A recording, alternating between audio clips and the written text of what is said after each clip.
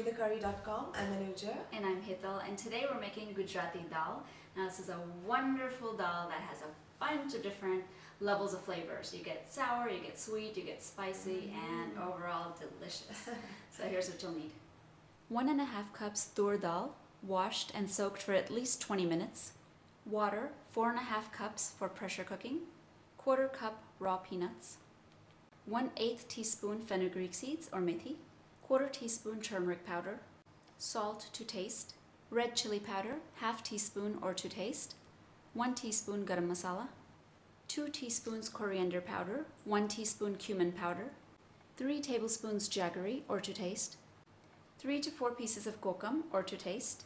1 teaspoon dried mango powder or amchur or to taste. Green chilies, finely chopped to taste. 1 medium tomato, diced. 1 tablespoon lime or lemon juice or to taste. Approximately 4 cups of water to thin dal to desired consistency. 2 teaspoons oil and 2 teaspoons ghee or clarified butter. 1/2 teaspoon cumin seeds, 1/2 teaspoon mustard seeds, and a pinch of asafoetida. 1/8 teaspoon fenugreek seeds. 1 dried red chili. 1 inch piece cinnamon. 4 whole cloves. Few curry leaves. 2 teaspoons ginger, grated.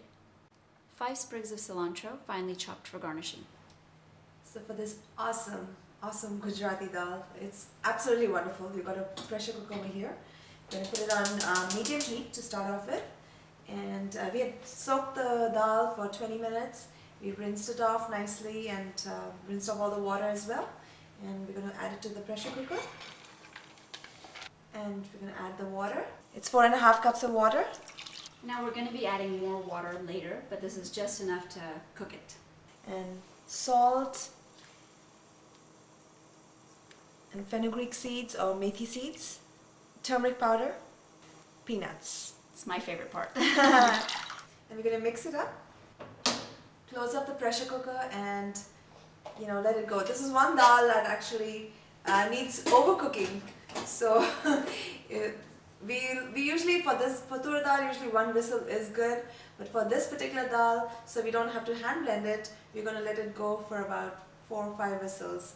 And but if you don't have time, you can just do it for the 1 whistle and then open it up and just use the hand blender and it'll take you to the same place. And you can also crank up the heat to high and let it go.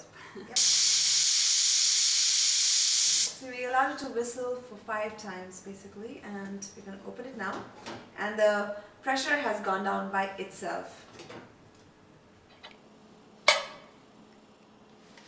And we're just going to whisk it around just to, mash up the dal a little bit more. And by using a whisk, it doesn't break up your peanuts because you kind of want the peanuts to remain whole. Perfect. And we're going to turn back the stove on medium. And we'll add in some of our other ingredients. We're using kokum for the tartness in this dal. Now, kokum, if it's not available, you can substitute it with lime juice or tamarind, some people use also. But this has a really nice flavor, so if you can get it, it's really a worthwhile thing. Also, amchur can be substituted. Exactly, yes. right. And we have tomatoes, green chilies, and we have ginger. Now this dal is going to continue boiling. The longer it boils, it really improves the flavor. So it's pretty thick right now, so we'll add a little bit of water right now. And we actually have 4 additional cups of water that's going to go in here, but we try to add it a little at a time so that just, we can control how the consistency is that we want.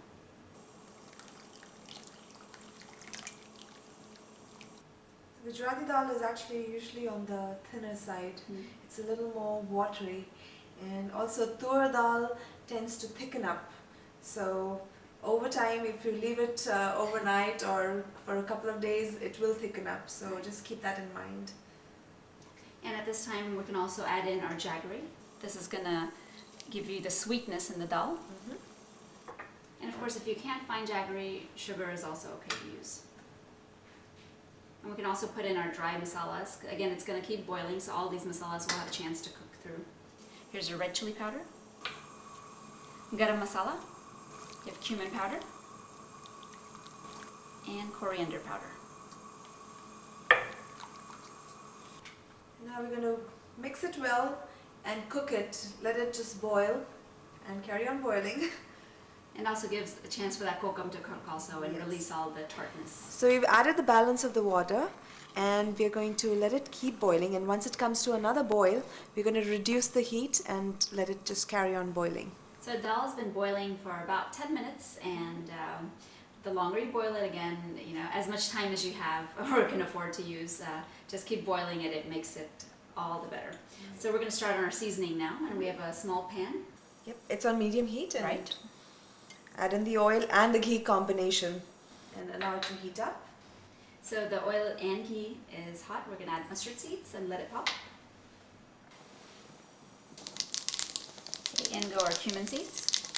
We have a cinnamon stick, cloves, and a dry red chili.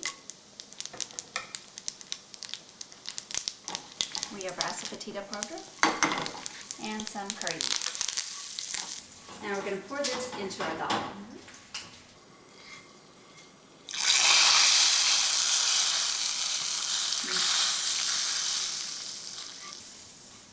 Smells great. Now once the seasoning is in there, just give it one more final boil and it is ready to serve. We can garnish it with some cilantro or coriander leaves.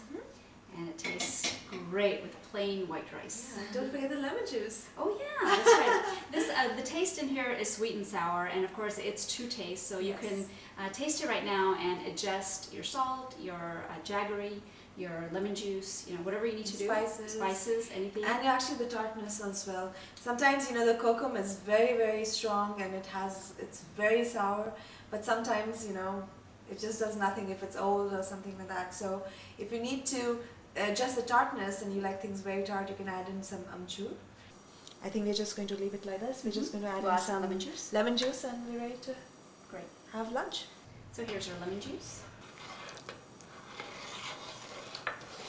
And a little bit of cilantro. Hey, lots of cilantro. Alright, here we go. Lots of cilantro. Wow. Absolutely delicious. Just look at it. It's got so many different flavors, so many different, look at the colors, the green and the tomatoes you can still see. Just looks fantastic. So it goes well with rice, or you can just, have it like soup. A lot of people have it with just plain roti or chapati. Right. It also tastes really, really good. So as you can notice, it is a little bit on the watery side as well. Yeah. So, are you proud of your Gujarati Daal? I am. I'm ready to eat. So join us again on another episode of ShowMeTheCurry.com. Adding a pinch of spice to your life.